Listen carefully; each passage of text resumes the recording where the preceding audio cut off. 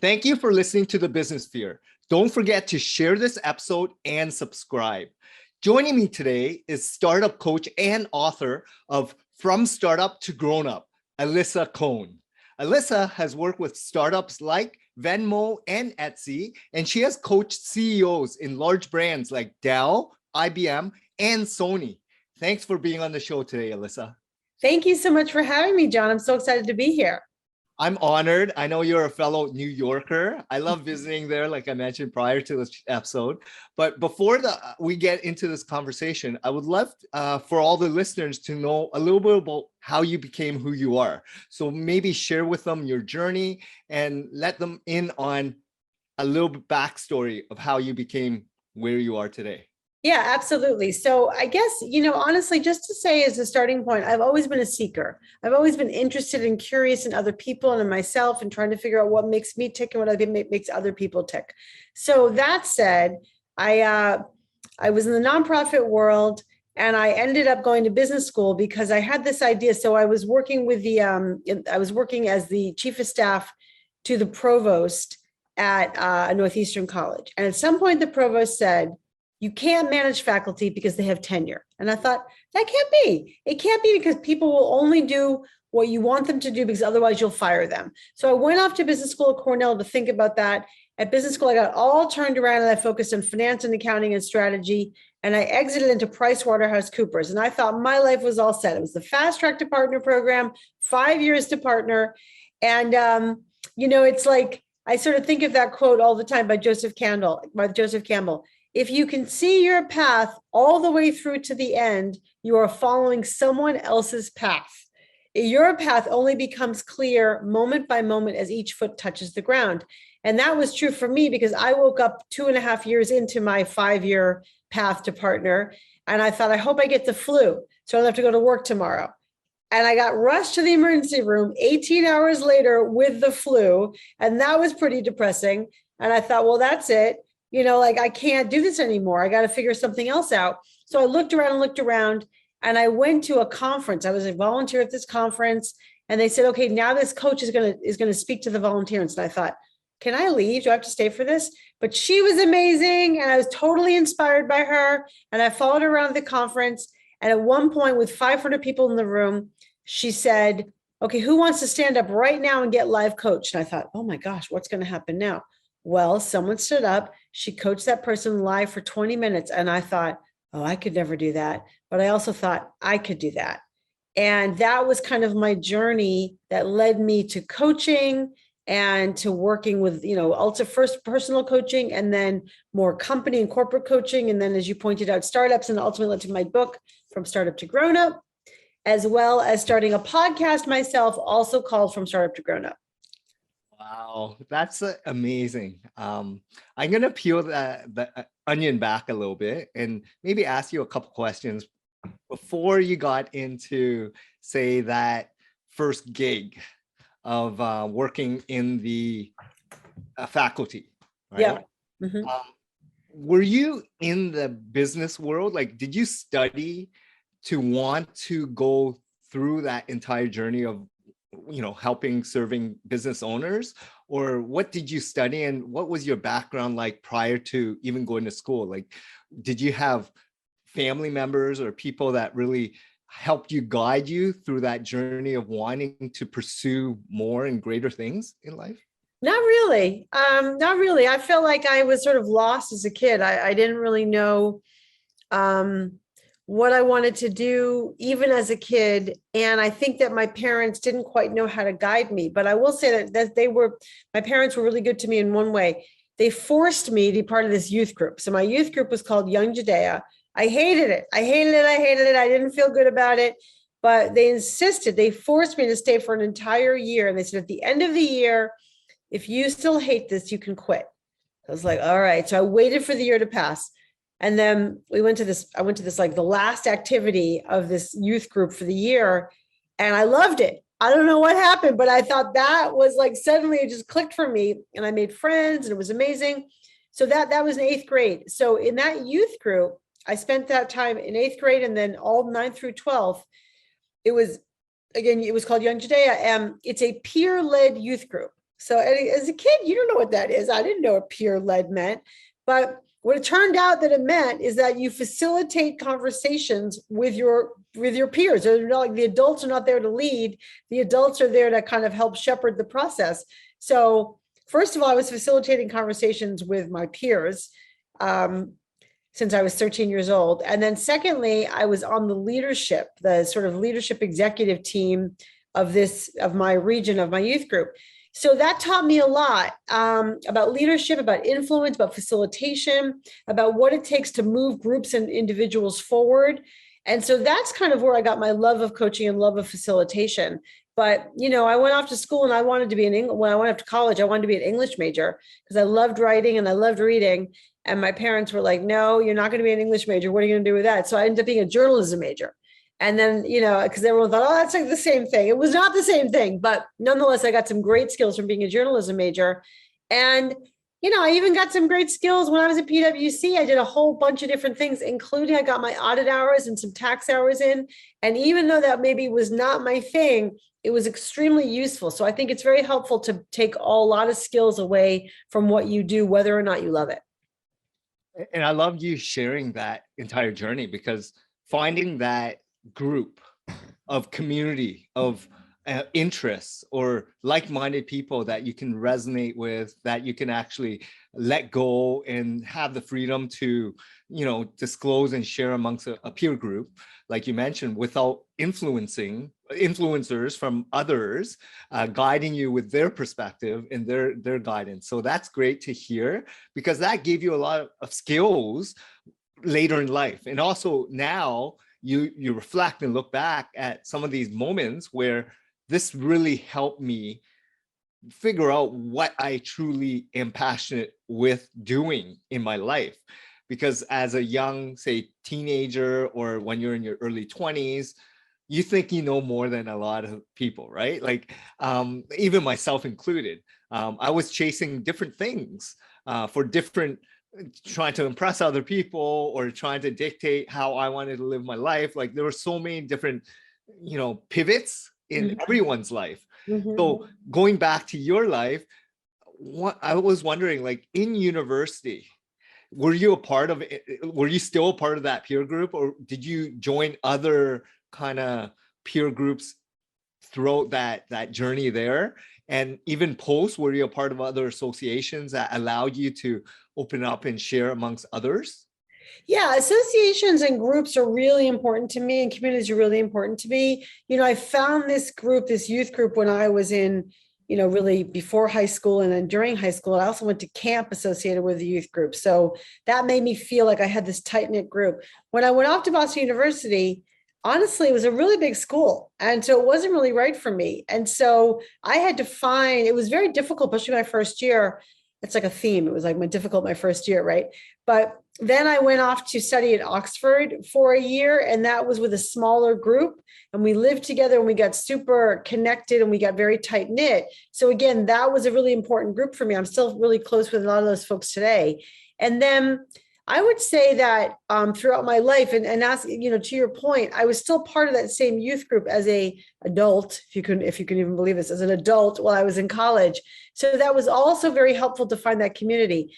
Even today, communities are really important to me. I'm part of the 100 coaches from Marshall Goldsmith, who's the legendary coach who's collected the top global coaches in the world to put us all together in a community. So that peer group has been enormously powerful for me. I'm part of a community called Renaissance Weekend, where it's sort of this really interesting, multifaceted group of people who come together for like an ideas fest, where we talk about everything under the sun, from politics to biotech and high tech and finances, and also like what I've learned about love and how to play the guitar and things like that. So I think that for me, being part of certain groups and being part of community has been enormously influential. And I think finding your tribe is really important. And that's a perfect pivot, right? Like then trying to figure out where you wanted to pursue and guide others, or try to figure out like what your goals are. Because when you went to PricewaterhouseCoopers, doing auditing and accounting and trying to figure out like, is this for you? Yes, you wanted to, you got your MBA, you got your business, acumen with credentials, but like you mentioned, you were overworked, you followed this game plan that others dictated, and Yeah. it didn't really fit your life, right? Right. Lifestyle and life choices.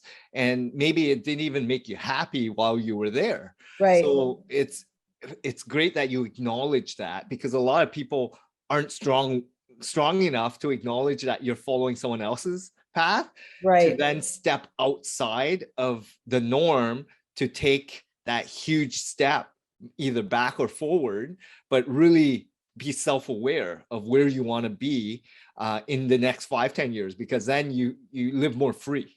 Yeah, it's so true. And I think that it's very difficult to sort of, recognize that like you put a lot of time and effort into something and then it's like, oh, it's not working, or I want something different. And that can be difficult for people. I know it's difficult for me, but I think you have to do that if you want to have the life that you want.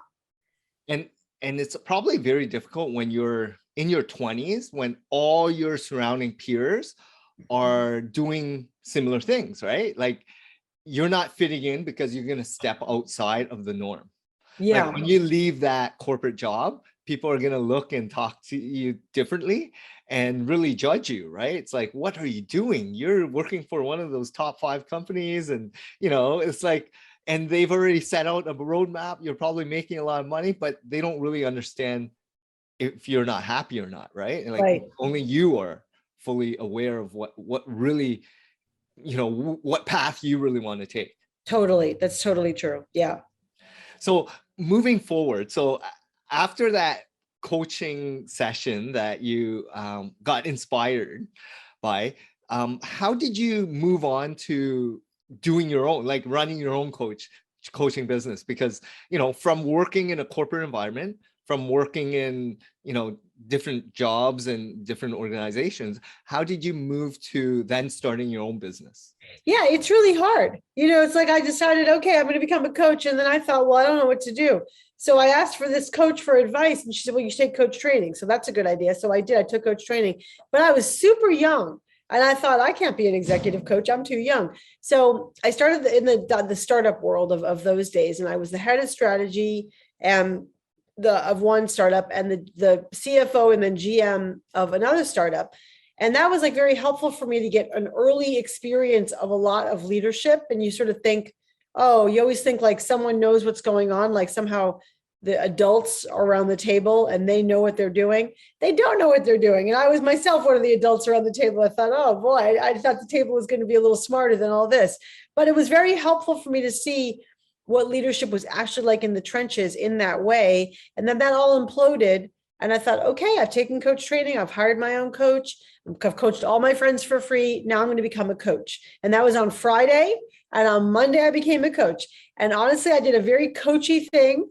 For my first 2 days of being a coach, I created a vision board of like my ideal life and my ideal business. So that took 2 days. And then I just started. So I just did whatever I could to find a client for free that I didn't know. And unlike my friends, and then I did everything I needed to like, actually, I remember it was specifically to find my first paying client.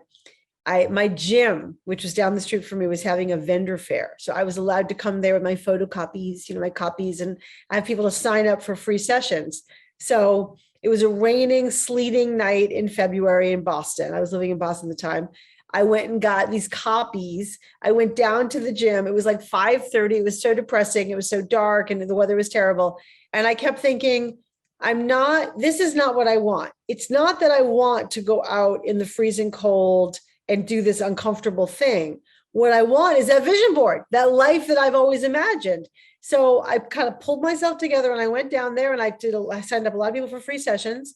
A lot of people ghosted me on the free session, but some people came to the free session and I had the conversation. At the end, I would, tell them about coaching and how it worked. And my first person who was a paying client was Rick Samuels. Thank you, Rick Samuels. He agreed to pay me and I started coaching with him.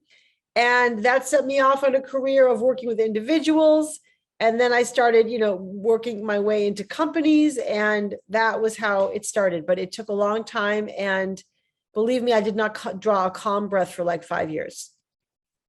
And that's so important for you to share that, because that entire journey of wanting to jump out on your own, where there's a huge risk, and it's not for everyone.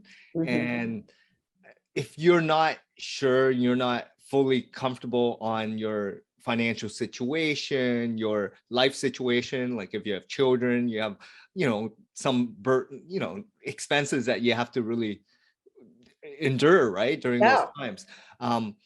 What were some of the most challenging things for you? Because, maybe you were younger at the time without obligations like a mortgage or Yeah. children to be or like family support. Like, what were some of the things that were challenging for you at that time, and how did you overcome that? Yeah, a lot of challenges. You're absolutely right. Everything you just said is absolutely right. So um, I decided to become a coach. I did my vision board, and then it's like, well, what do you do? Well, like the biggest challenge is in your own mind. Like, oh no, I'm not gonna be able to do it. What am I doing? And I had a lot of challenges, including, I would sort of try to figure out, well, who can I call today, and who can I talk to, and who can I email? And I was, doing my thing. And there was a moment I got so overwhelmed that I just lay down on my floor in the fetal position and started sobbing. I just started crying and crying and crying. And not like for 5 minutes. Like I cried for like probably almost more than a half an hour, probably. And then I went onto my couch and I took like a stress nap. I was exhausted. And then I got back up and hit the phones, right? Because it's like, it's like very overwhelming. Another thing that happened is that I went to my gym, the same gym where I was so triumphant, because I learned that fitness was the best thing for me. It really calmed me down. And so I went into my gym and I walked into the gym, and for some reason, I just got so overwhelmed. And I was like, oh, I can't do it. I'm not able to do it. And then for whatever reason, I was able to channel my 90-year-old self, like above me, like a grandmother, who said, what was she so worried about? What was she so worried about? Her parents would bail her out if she had any issues. She had a condo, she didn't have any dependents. Like, what was she so worried about? And I found that very helpful to identify, but very confronting to constantly be confronted with. But I would also say it kind of drove me. I did not, because I told you I did not draw a calm breath. I did not stop. So whatever it took to hustle, to get people to pay me for what I was doing, to find even at some point a part-time consulting job, so make sure I had just regular income coming in. So in some sense, that fear and that concern and that, those confronting voices really drove me and helped fuel me to go do the thing I really wanted to do. Yeah, and I think passion and drive are two underlying things that really get people to fulfill their dreams, right? Yes. And even though you might not have experience, you might not have a whole deck of case studies and clients to give you referrals and testimonials, you have to go earn it. You have to go out there and work at it. So some of the skills early days, if you don't mind me asking you, you mentioned you were at the gym, you're doing a lot of phone calls, you're emailing and whatnot. What were some of the intangible skills that you should have or could have probably harvested a little bit more before taking on this big step of entrepreneurship? Or if that wasn't something, like, do you think you could have shrunk time by learning certain skills before you took on that venture of starting your own business? Well, I don't know. I mean, I really wanted to be out on my own. I just didn't know what that meant. So, is there anything that I could have done different or should have gained? I mean, what I learned during that period was massive resilience, hustle, tenacity, being okay, dealing with people saying no, rejection, so sales skills. So could I have learned better sales skills? Maybe. I think I was pretty good at sales out of the gate because I was so passionate and so into it. I think that if I do it all over again, I would have had more confidence in myself as a coach, and that would have let me build my brand. I've built my brand quite a bit over the past 10 years, but even the 10 years before that, if I had built my brand and done, the work of, writing a book, or doing more writing and more sort of spreading my ideas in advance, that would have helped me be probably more well-known as a coach sooner. And what I didn't, I was so focused on sales that I did not do a great job of marketing. And maybe that's the answer to your question. I could probably have done a better job of marketing. And now I'm catching up on the marketing because the sales kind of took me in the first half of my career, if that makes sense. It totally makes sense, because survival is key. Without sales, you have no shelter, food, Right. and abundance of choice, right? So Right. with that in mind, as an entrepreneur, you need to understand where your skill sets are, where it's lacking, and you're never going to have a whole fleet of every single skill set that will make you very successful. Like, there's no way for any individual person to be the best business person around, right? Like, there's going to be gaps, there's going to be challenges, there's going to be some things that you could have improved on and learned and try to, harvest, right? Right. And now that you're mentioning marketing, evergreen content, making sure that there's more of a branding awareness, a lot of people don't plan ahead. They don't put together, like you put a vision board together, which is great, maybe for your 20 years, but then you have to break it down to more smaller goals, right? Yeah. And this is what coaches and mentors really help, right? Really guide you on a weekly basis, daily basis, even monthly, quarterly, just so that you're hitting your milestones with KPIs, your metrics, and it's all about growth and progress versus trying to hit these huge, targets. So was there a coach that helped you, guide you early days as well? Because you are a coach yourself. Yeah. Were there people that helped you become a better person to help you become, who you are today? Yeah, 3 coaches for sure. So first one for sure was actually my therapist, who was very bossy. I called her my bossy therapist / very coachy, Ginny Byron. And she was the one, she told me 2 things. This is a long time ago when I was first starting my business. In fact, before I started my business, she, so I got, the .com world imploded, and I got other job offers. And I was talking to her about the job offers I was getting. And she said, that's the job offer you always get. You will always get that job offer. You said you wanted to, run your own thing. The time is now. And if it doesn't work out, you can go find that job offer again. I was like, okay, I know you're right. Because I've been talking about this for a long time, probably for 5 years at that point. She also is the one who said to me, I know you have a book in you, which I didn't know I had a book in me, but she knew I had a book in me. And that was very pivotal. I could actually cry right now. I'm so moved because I acknowledge her in my acknowledgements, because it was so meaningful to me that she is the first one who ever told me, I know you have a book in you. And so that was very powerful. It just in terms of identity and also what you're going to do. And then I hired 2 different coaches. The first was sort of, my almost like starter coach in a way. And then the second was maybe more of a more motivating coach. The first one, she helped me think about sales. As in, okay, you're all set. Here's your documents. Here's the way you're going to start. Now go out and get 10 no's. And that was really powerful. Like, I'm not sure if I can get 10 yeses, but I could definitely get 10 no's, right? So the notion of thinking about that from that point of view and going out there and doing it, that was very powerful.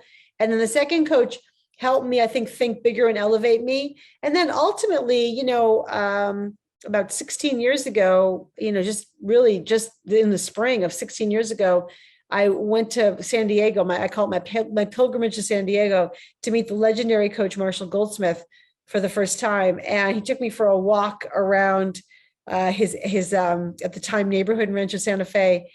And at some point during the walk, he said, so Alisa, how can I make your life better? And I was like really taken aback, and I didn't know what to say. And I said, well, I just wanted to mentorship or spend more time with you. So we finished the walk and we get back to his driveway. And before I got in the car, I thought, okay, I need to step up here. And I said, Marshall, how can I make your life better?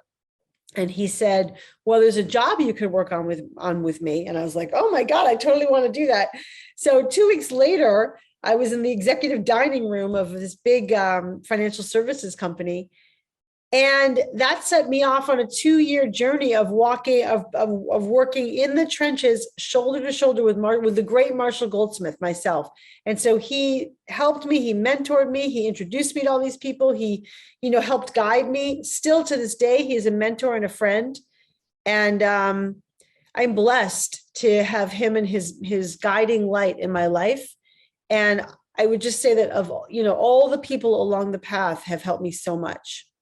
That's amazing that you're sharing this, because not only are you vulnerable and you let people in at the beginning, right after that, your therapist acknowledged something that you weren't even aware, because people would take the easy way out with that job offer. But they saw something in you and really help you, support you. I think that's a big thing.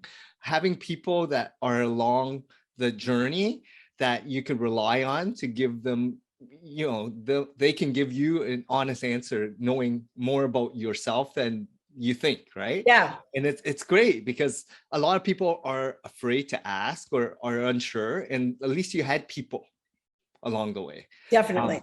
And those mentors, like you mentioned, like that knows, and all those sales, it's hard to get yeses, but if you learn all the no's and their problems and concerns, then you can put together a campaign that supports all their problems to then, sell them on why they should do business with you, right? So it's great to have no's and questions and problems that people have, so that you can serve them better.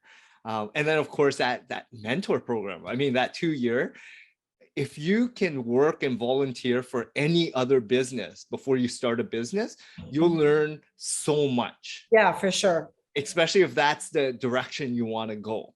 Because if you're going to start something brand new off the, cuff of your brain, and you think you can do it better than anyone else, there's no way, because someone's already thought about it. They have clients, they have systems, processes, people, they have so much knowledge and experience that if you have the opportunity to work with someone that has true experience in the trenches for many, many years, and you respect and they're honorable people, I mean, that's the way to go. So I love you sharing that, because a lot of people don't know what it takes, and they're going to go out and try to do it themselves, or bootstrap it, or watch a YouTube video, or go on a course and think they know it all.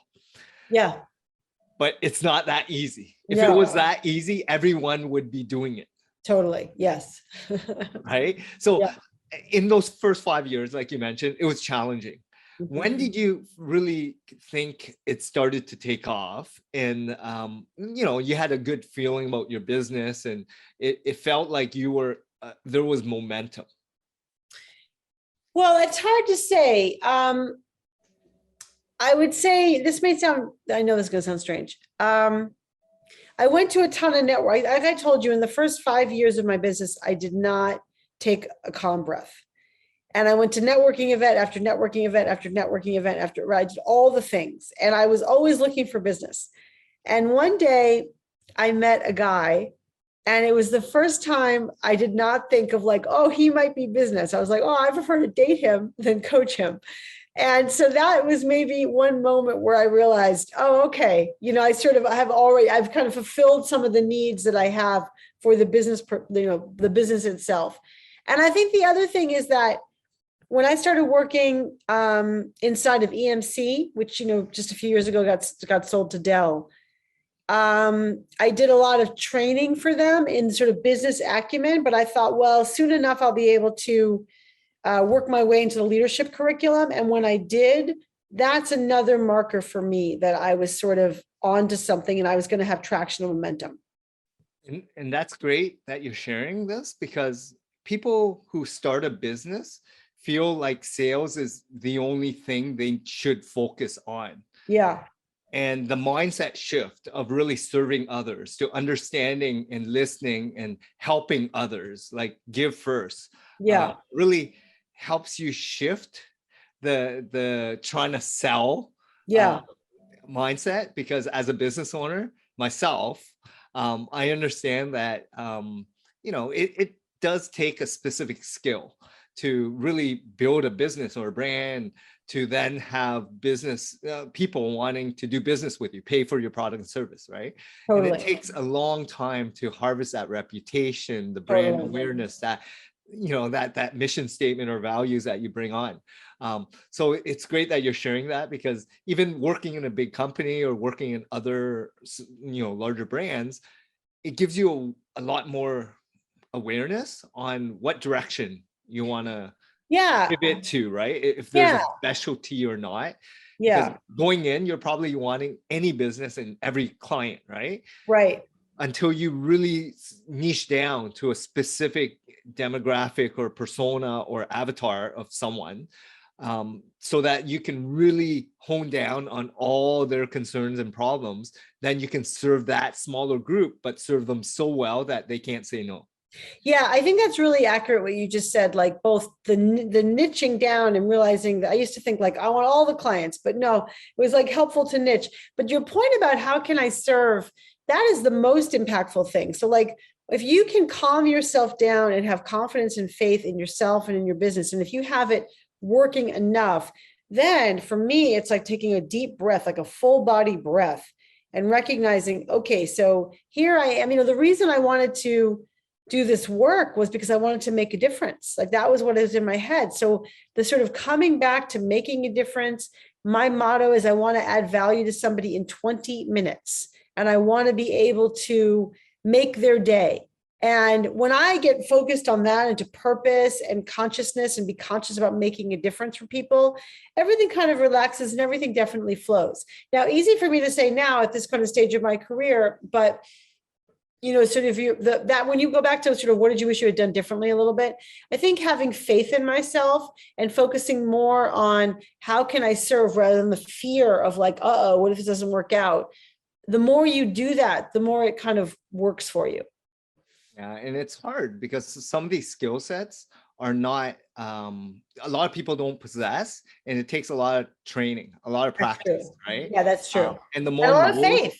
and a lot of faith as well. So yeah, but the more you're out there, the more you're going to learn about yourself, your strengths, weaknesses, and your gaps. So let's now pivot to your business today. Yeah. I know you're a startup coach. What does that mean? And who do you serve? Yeah. So I'm an executive coach and I work a lot with startups as well as some large established companies. And I serve, especially when it comes to founders, I serve founders and CEOs and co-founders and founders and co-founders together. And my mission is to help them go from startup to grown up, right? So to go from startup and entrepreneur and founder and young leader to more mature leader, CEO, to someone who's like building a product, to someone who is building a business. And that is what I think about all the time in terms of scaling their leadership. And is there a specific either kind of persona or niche in terms of startup? Because there's tech startup, there's financial startups.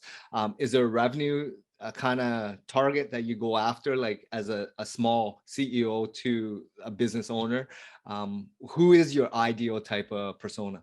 Well, I work with everybody across that sort of life cycle. And the truth is that what I care a lot about is, are you open to coaching? Do you want to change? Do you recognize that you don't know what you don't know? And then are you building something which is kind of worthy of you? And, that's going to be also that ultimately a high velocity business in some way. So that's kind of what I think about when I think about who I serve. That's amazing. And it has to resonate, right? And it has to be in alignment. So finding the coach that fits you at a specific time and moment in your life, acknowledging there's gaps and weaknesses and things that you can improve, right? And that's the reason why coaching is important. Right. And that's why people should reach out to yourself, Alisa. So share with the listeners a little bit about your book, a little bit more about like, if you do have some clients that have gone through their transformation, some of the successes, that would be great. Sure. Well, my book From Startup to Grown Up is divided into 3 sections: managing you, managing them, the team, and managing the business. And there's a company that I work with where I've worked with the CEO since they were like 20 people in a WeWork, and they were just named New York's most recent unicorn this season.